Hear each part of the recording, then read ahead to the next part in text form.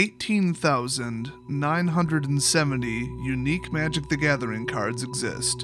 And in all the years with all of the sets that came out, there is one card that still stands out as the worst card ever printed. Other than, of course, Islands. Because Islands.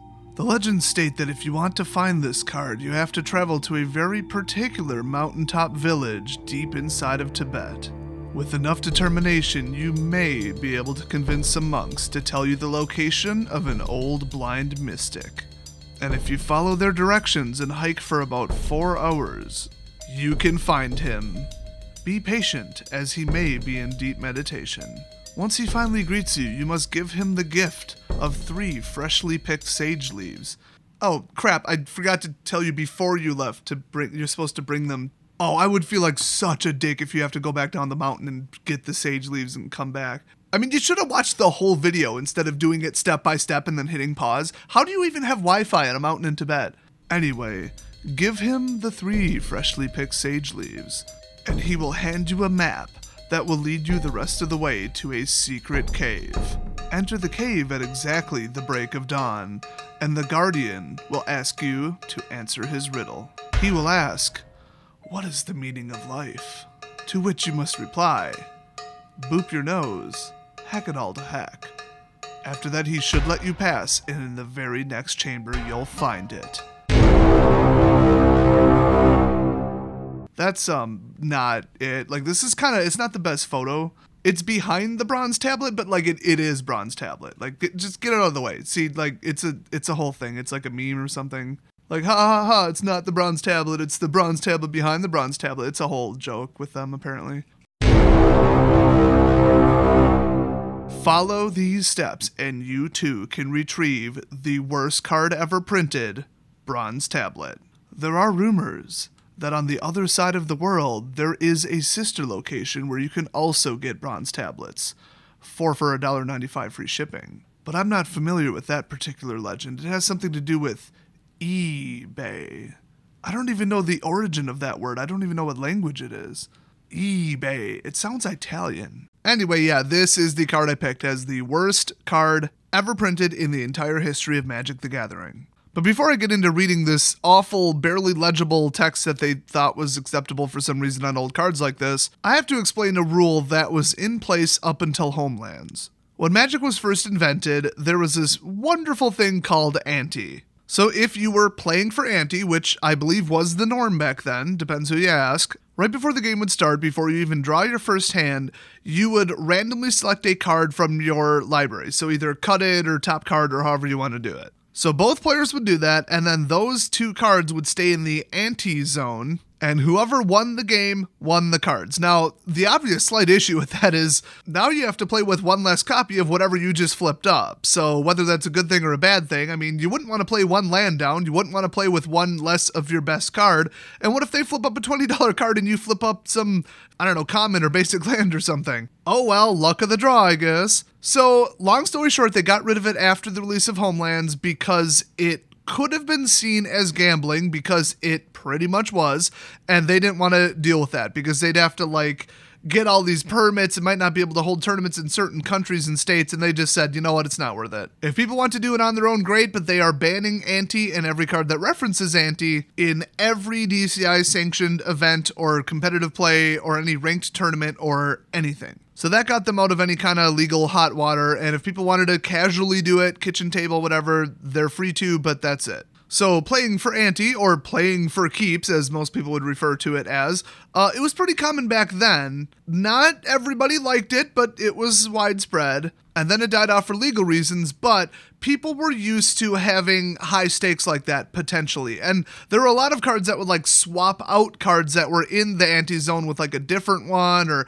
add an extra card to the ante-zone. The whole design of it was just bad. It was unfair, stupid, annoying, and bad, and from most of the people I talked to about ante, if they played back then, because I didn't, they had exactly that to say about it. They all pretty much hated it. So then I got to thinking, well, what's the worst ante-related card? And it turns out It's Bronze Tablet. In fact, this card is so bad that if it wasn't for the very final sentence on the card, it would actually be illegal in quite a few countries and states for other reasons than just anti-equals gambling. So here's what it says verbatim on the original card. Pay 4 generic mana, and then you would also have to tap it. The tap symbol just isn't there. It's a long story. And then target any card opponent has in play. That's right, they're referring to it as a card, not a permanent. Remove it and Bronze Tablet from game. You become the owner of that card, and your opponent becomes the owner of Bronze Tablet. Exchange is permanent. Play as interrupt, so in other words, instant speed. But wait, there's more. Opponent can prevent exchange by spending 10 life. This discards Bronze Tablet. Damage preventing effects cannot counter such loss of life. Bronze Tablet comes into play tapped. See, that's where like the tap and untap rules and tapped artifact rules came in back then, but basically to use this ability you had to tap it. It wasn't written on the card because that's just how the game rules worked back then. And the final line, which I was talking about before, remove this card from deck if not playing for ante. The reason that that's so important is because you can't just out of nowhere playing a friendly game against your friends, drop this into play, and then obviously a turn later after it untaps, activate the ability and be like, I'm the owner of that card. They'll think, oh, okay, haha, put it on your side of the battlefield. No, that's control. That's you now control target players, permanent, their creature, their artifact, whatever. No, you are the owner. And so people might think, oh, well, what does that mean? That's like one level up. I remember most spells say like, you control whatever card and then return it to its owner's hands. So changing owner, how does that work? Well, it's quite simple. Thanks for asking. They now own your card. Literally, they are taking your card, putting it in their deck box, and leaving with it because it is now their property. Wait a minute, I never agreed to that. Exactly. If you want to change ownership of property, at least in America, you need the other party's consent to do so. You can't just spring some little trap on them and say, now I own this because I said so. Basically, you can't play a Magic card that says pay 1, you now own target player's car, and say, oh, but you agreed to play this Magic game with me. Well, I never agreed that my car was on the line. It's the exact same thing with Magic cards. So you have to have a verbal contract or like shared knowledge or agreement or whatever, I'm not a lawyer, to exchange property that both of you agree to ahead of time before you spring something like this on them. So if you walk up to somebody and say, want to play for ante, everybody knows that there are cards that interact with ante. They can add cards to the ante zone, remove it, swap it, that kind of thing. Okay, anything could happen. Ownership can get changed. But when you agreed to play for ante, you acknowledge that some cards are going to change hands. That's why on the bottom it says, remove this card from your deck if not playing for ante.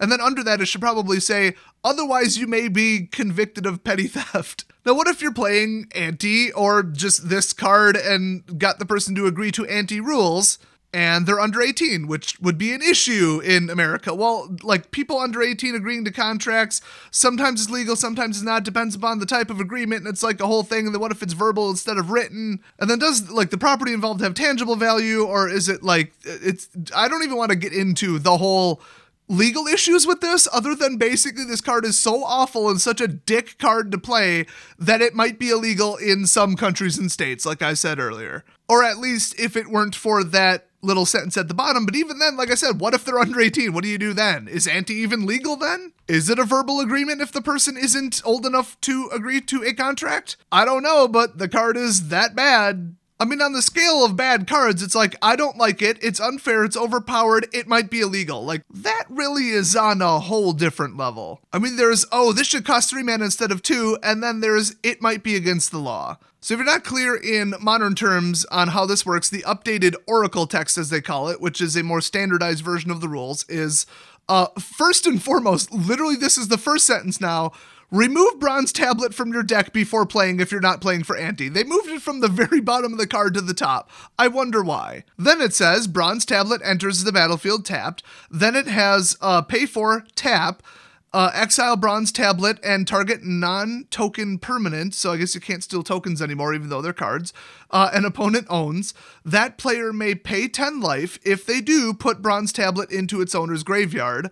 Odd that they don't actually use the term discard, but I suppose this ability would be on the stack and it would be in place, so you actually wouldn't be discarding it. Hell, I'm surprised the original card didn't say bury. Otherwise, that player owns Bronze Tablet and you own the other exiled card. So I would bet you that somebody somewhere, in fact probably more than one person, has some story about somebody with a binder full of like 50 Bronze Tablets and they would just go around stealing people's most expensive cards. Oh, but what if they don't win the game? I don't remember anything in this entire card referencing winning the game, which is why this is so much worse than Ante. Although, with the 9 total cards that reference Ante, a lot of them would do really dickish things that didn't really consider if you won or lost, but in general, if you start messing with the Ante zone and what's there, to win the Ante zone, you still have to win the game, so you still have to worry about that. Let me give you a scenario with Bronze Tablet. You both got your antes up, maybe yours is a land and theirs is a common. Okay, who cares?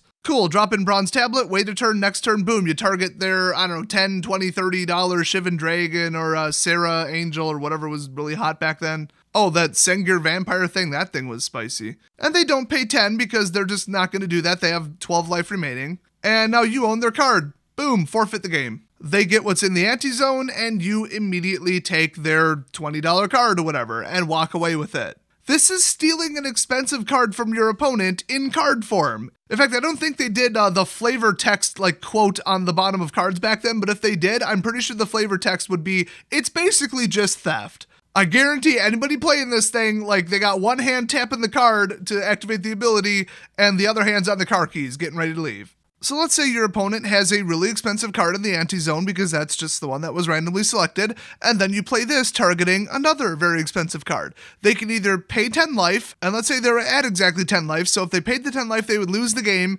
and then you would win the contents of the anti-zone, or they can let you immediately steal the other card and then it doesn't matter who wins the game. Because you might win your own card back from the anti-zone, but that other one is permanently theirs the second that this ability resolves. Wow, what a fun situation to be in. That wonderful example is why this is by far, hands down, the worst Magic card ever printed. Although I will admit, okay, Tempest Efreet is basically the exact same card. Actually, hell, that one's 4 mana instead of 6 and you don't have to pay for the tap ability. Oh my gosh, that card's actually worse. Too bad, already recorded the video. Thanks for watching. Don't forget to hit subscribe for more stupid content like this, and I'll see you guys next video.